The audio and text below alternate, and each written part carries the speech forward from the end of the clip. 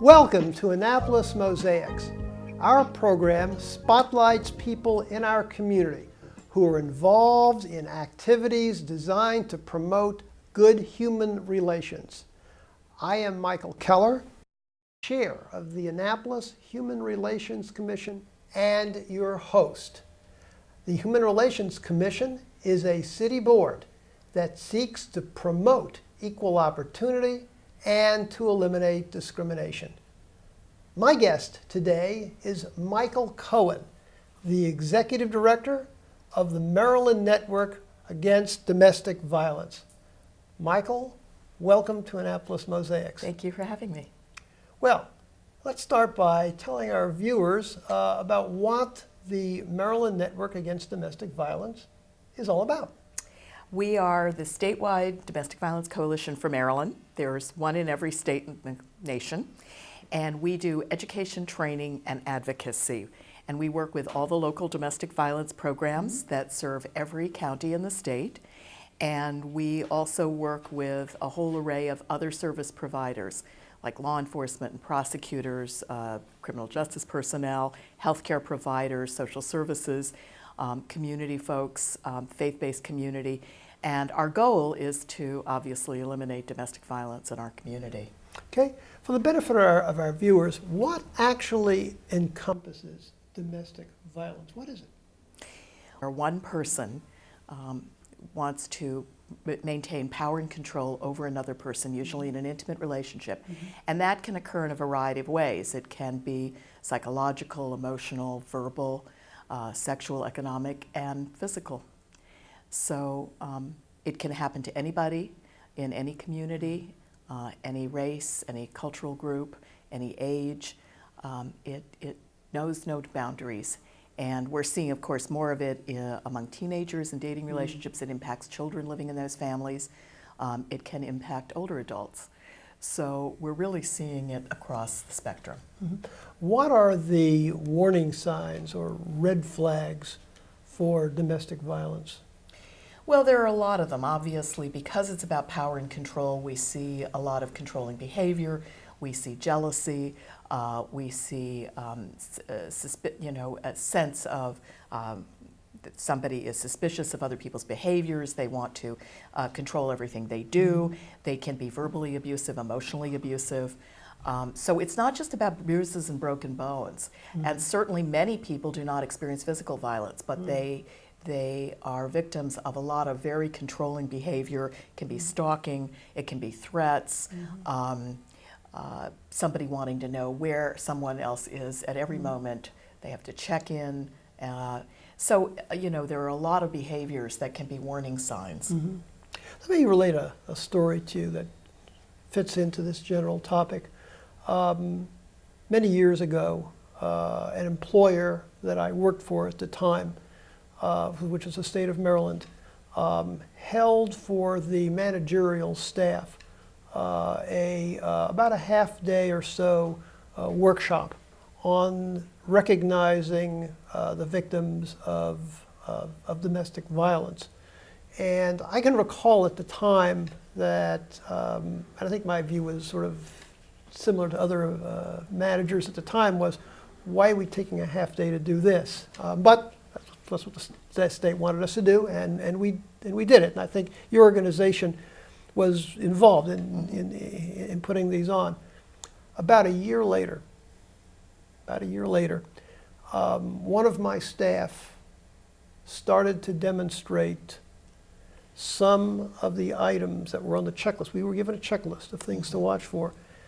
And I remember pulling the checklist out of the files. I had it back in the files, and I just put it aside, and over a period of days was noticing more and more things, and including signs of physical abuse. And I finally decided, I was very nervous about it, I called her in and basically asked her whether someone was harming her. And someone was.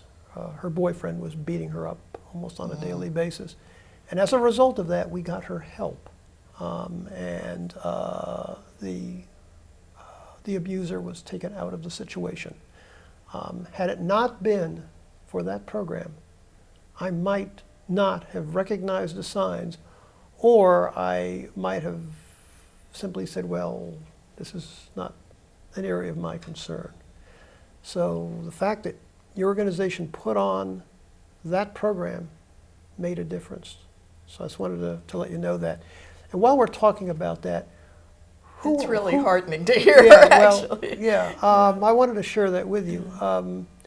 But who actually constitute the victims? Who tend to be the victims? If you're thinking about individuals who are typically the victims of domestic violence. There is no typical victims because it can happen across the board. And certainly there are people who have experienced it generationally in their families, but that doesn't mean that, you know, you're doomed to experience that as an adult in your own relationships, as either a victim or an abuser, nor are you immune if you've never had that in your family history. So it can happen to anyone. You know, I think the question is not who the victims are, because they can be anybody, but who are the abusers and why do they behave in the way that they do? And they can be very charming and manipulative. People do not recognize that they can be abusive in their personal relationships because they don't exhibit this behavior in their social relationships or at work or with friends or family. And so it's behind closed doors and people don't know about it. And so, you know, that's really the question, is why do they do what they do and how can we intervene so that they will stop that behavior? Women are typically the victims of these, much more than men. But let me give you another story from my personal experience of the reverse. When I was in graduate school 40 years ago, we had a male student who would frequently come to class with facial injuries of various kinds. And we had a feeling as to what was going on, but that was 40 years ago, and students said nothing, and the faculty said nothing. And I can recall being at his home one time when we were planning to go out after class the following day to do something. And this student told his wife that, and she came out of the side room. It was the first time I had ever really seen her. She said, "No, you're not going to go there." And he said, "Well, I am," and started walking out. And she threw a pan across the room, hit him on the side of the head with it. Oh my. So you can have reverse circumstances. Oh, absolutely. I actually saw that circumstance. You had an abusive woman there, and unfortunately, I don't have a happy ending to this story because we didn't do anything. It was 40 years ago, and it was something that the person who was being abused actually told us later, "Please don't say anything." Yeah. But it was a sad situation. But I'll never forget that pan flying across the room. Yeah, I think men are particularly embarrassed, and so I think that the incidence of male victims is underreported. The majority of people who do report abuse are female, and certainly the majority of homicides in these situations are females. Now, it can also happen in same-sex relationships. So obviously, it's not just heterosexual relationships where this is occurring, but men, of course, can be victims. And our programs provide services to male and female victims. They do not discriminate. Yeah. In many circumstances in which victims report incidents of domestic violence, they speak about there being a cycle. Yes. Could you elaborate on that? Well, I think that, again, and this is a description which is generic, it doesn't necessarily apply in every situation, but what we see is the initial courtship, which can be very intense, it's very romantic. There's a lot of bonding initially, and so the people are very wrapped up in this relationship. And then you begin to see a buildup of tension, and you may have verbal abuse, emotional abuse, there may be sexual abuse as well, and then often there is the explosion, during which time their physical abuse can occur, pushing, shoving, hitting, slapping, and then of course you can see even more serious injuries. A lot of people in the more high-risk situations will report some strangulation, which is very scary. And so then you have, after the explosion, you have sometimes a honeymoon period. After that, violence is over, you will have then promises that it will never happen again. They make up. It's very romantic. It can be very loving. And so you see the cycle happening over and over. But what often happens is that the abuse over time will increase in severity and frequency, and the cycle will get shorter. Mm-hmm. So once you start seeing that cycle occur, that's when you want to intervene, and certainly earlier rather than later, before the abuse becomes more serious. Yeah. What actually is the extent of the problem in Maryland and in the United States? How many women and men experience domestic violence at some points in their lives? Yeah, well, certainly a lot of studies have demonstrated that 1 in 4 women have reported experiencing some kind of abuse at some point in their lives. So, it's always hard because, people have to self-report. The percentages of men reporting it is much smaller, obviously. We often say about 85% of the victims are women. But it is quite pervasive in our society, and the reports in Maryland, generally over the last few years, about 20,000 reported incidents of domestic violence, but we know that that's really a small percentage of the incidences that are occurring because most people never call the police. Yeah. There's one question which really sort of, I think, compels itself here, and many of our viewers may be thinking about this. Why would someone stay in this kind of situation? People always ask that, and I think there are so many reasons why people stay in these relationships. They love the person. When that person is not being abusive, they can be kind and loving.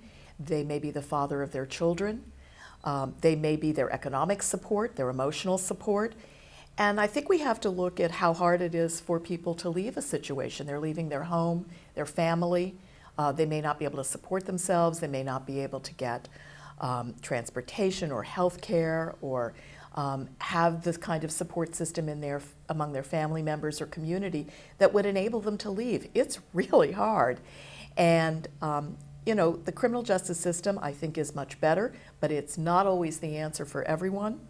And it does not always provide all the protections that people need. I mean, there's a tremendous fear factor. The most dangerous time for people is when they leave a relationship because the abuser is losing that power and control over them. So the threats will escalate and they are taken seriously.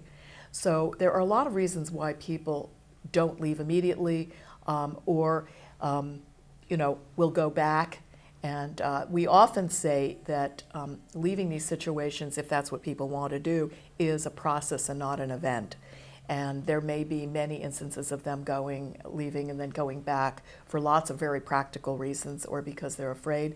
Sometimes it's almost safer for them to stay in a relationship because they know what that abuser is going to do. They can calculate, they've lived with it, rather than leaving and not knowing if that abuse or particularly the violence might escalate. So it's a very tenuous situation for people, and they have to calculate for themselves what's the best thing to do. Now, obviously, our programs work with them to provide safety planning and to provide them with as many resources as possible. So if they choose to leave the situation, they are safer and they're not going to put themselves at greater risk. We're going to take a break now, but when we return, I will be speaking with Michael Cohen about some of the more specific aspects of the Maryland network against domestic violence.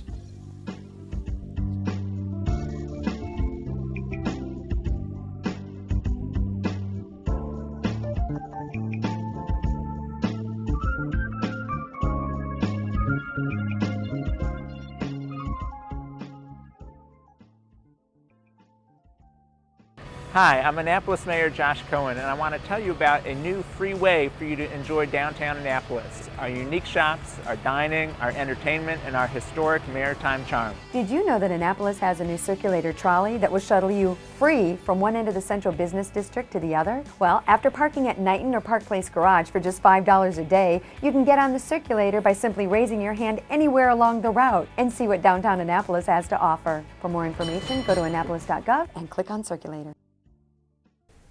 We're speaking today with Michael Cohen, who is the Executive Director of the Maryland Network Against Domestic Violence. Michael, let's talk about the activities of the Maryland Network. And you'd mentioned earlier that one of the things that the network is involved in is advocate training and education. Could you give us more detail about what that involves?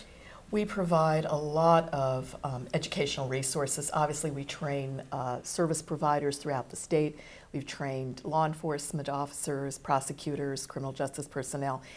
We are very involved in training healthcare providers around the state, as well as providing training for our local domestic violence programs. So that's very extensive. We also provide technical assistance in a variety of ways in terms of best practices. Some of the new trends, model programs. So we try to be very active in bringing all of that knowledge to our service providers here in Maryland and now across the country. You also coordinate something called a Cut It Out program.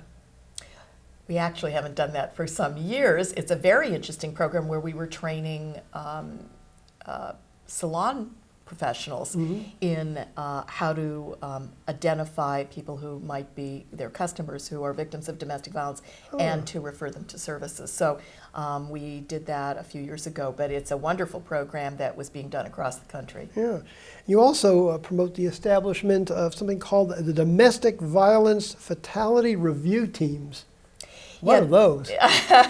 That's a project that is being done in a lot of places across the country, but the way we've done it here in Maryland is a bit unique because we have helped to establish fatality review teams in currently 19 of the 24 jurisdictions here in Maryland. And what those teams do, they are multidisciplinary teams, and they review homicides or near homicides, domestic violence homicides, and to try to identify what happened in those cases and how we can improve the system response to domestic violence victims and abusers.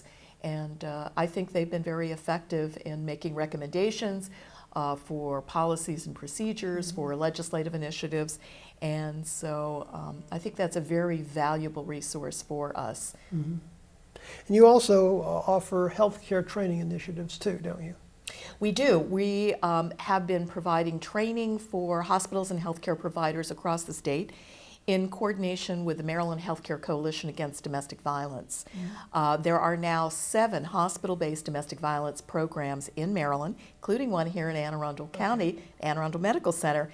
We also have established our lethality assessment program in 8 hospitals across the state. So we're very active in this area, and we have really taken the lead. We're one of the few states that across the country that has a healthcare coalition that we coordinate with, and we've done a lot of work in that area, so we're very proud of that. Now you mentioned this lethality assessment program. It's my understanding that domestic violence can sometimes lead to deaths. Absolutely. Could you talk a little bit about the circumstances in which fatalities can occur, how frequently they happen, what kinds of numbers that you may have for Maryland or national, and then explain a little bit about what the lethality assessment program is designed to do? Well, obviously there is a tremendous danger for lethality and sometimes near lethality in domestic violence cases. And that's why we created the lethality assessment program. And what that does is that identifies people at high risk for lethality, and the goal is to immediately connect them to the local domestic violence program through their hotline. And because the research has shown that people who go in for services are much less likely to be killed or seriously injured. So we started with training law enforcement officers throughout Maryland, and we have now implemented a lethality assessment program in every community here in Maryland. And so law enforcement officers that go to the scene of a domestic violence case will screen someone using the tool that we developed, asking them a series of 11 questions. And if someone screens in for high lethality, they are asked if they want to talk to a hotline counselor immediately on the phone. And again, the goal is to get them in for services. And we have been so successful here in Maryland that we have gotten federal funding to take that program to jurisdictions across the country. And we have recently been awarded another federal grant, a homicide prevention demonstration initiative, which we're partnered with the Jeannie Geiger Crisis Center high-risk team model. And we're very excited about integrating their model in with ours, because what they do is they provide intensive monitoring of high-risk offenders. So really it's the partner piece to our program identifying victims, and we're very excited about how that may help to reduce homicides in domestic violence cases. You mentioned that you have a hotline. Do you know offhand what that number is? I do. It's Great. 1-800-MD-HELPS, HELPS. Okay, could you repeat that again for our viewers? Yeah, it's 1-800-MD-HELPS, HELPS. And that is a statewide helpline. Now, every domestic violence program in the state also has a local 24-hour hotline, which can be answered any time of the day or night. You mentioned earlier that you work closely with the interfaith community. We do. How does that come about? Well, we recognize that a lot of people will go to their faith leader, will seek help from the faith community, their church, their synagogue, their mosque, for these situations. And we want to ensure that people in the faith community understand how to respond appropriately to people in these situations. So we have been working with the faith community. There are a number of local groups, interfaith groups that we've worked with. We've also created a booklet called Opening Doors, which is available on our website for the faith community, to give them some tips and pointers and resources that they can use in responding to people who come to them for assistance. And you've also mentioned, Michael, that you work very closely with law enforcement. We do. And could you provide us with some detail as to what exactly that entails? Well, we've done a lot of training with law enforcement officers throughout Maryland over many years now. We created model policies and procedures for law enforcement agencies to adopt. We have worked with them in implementing lethality assessment. And so I think that our law enforcement agencies are much more responsive now to victims of domestic violence. They take it more seriously, and they respond better to offenders. And I think that's really, really important. We've also worked very actively on the legislative front to help to improve the laws that affect domestic violence victims and abusers. And I think that has helped law enforcement improve how they respond in these situations. So I think that that's been really positive. And we've worked with prosecutors, we've worked with the criminal justice system, and I think that that response is much better now than it was when I started 35 years ago. How have you improved the laws?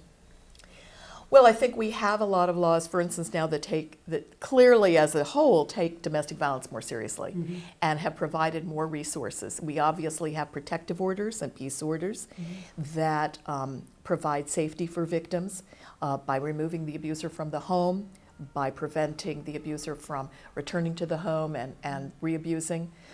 We have improved the sentences.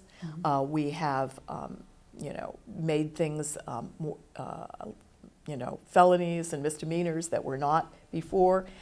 We have tightened up some of the loopholes that occurred in the law, and I think that over time we have improved that criminal justice response, and again in combination with more resources, more services available to people. Are there additional pieces of legislation that the Maryland Network believes could be profitably enacted by the Maryland General Assembly, and that hasn't happened yet? Well, we're working on that for the coming year, and so... Any specifics? Not at this point, Okay. but I think that, kind of stay tuned, and, we will be putting that out there. We always post that information on our website so that people can see that as we approach each legislative session, we will have, issues that we are working on. Okay. Congress just reauthorized the Violence Against Women Act. We're very excited about that. How important was that?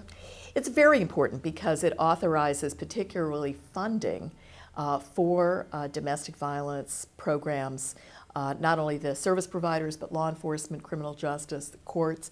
It provides an array of funding for these kinds of services, so it's very, very important. We need to have more funding, however, for these services. One of the things that's important to say is that while we have all these initiatives, we change the laws, we have lethality assessment, that's all wonderful, the fact is that all roads lead to our local domestic violence programs, like the YWCA in Anne Arundel County, and they need to have sufficient resources to continue providing and expanding services for people who need their help. So, that's really, really important, and it always needs to continue to be said. Okay. If our viewers are interested in getting a hold of the Maryland Network Against Domestic Violence, how can they do that? Well, I think the easiest thing is to go on our website, which is www.mnadv.org. Okay, could you repeat that website again, please? I will. It's www.mnadv.org. Thank you for viewing our program today, and please join us again on Annapolis Mosaics. If you would like to have more information about the Annapolis Human Relations Commission, please jot down the information on your screen. You can reach us at 410-263-7998 or by email at hrcommission@annapolis.gov. Or you can check out our page at the City of Annapolis website. Go to www.annapolis.gov. And at the home page, click on City Government, then Boards and Commissions, and you can scroll down to the Human Relations Commission page. And always remember the words of Dr. Martin Luther King Jr., who said, "We have flown the air like birds and swum the seas like fishes, but have yet to learn the simple act of walking the earth as brothers and sisters."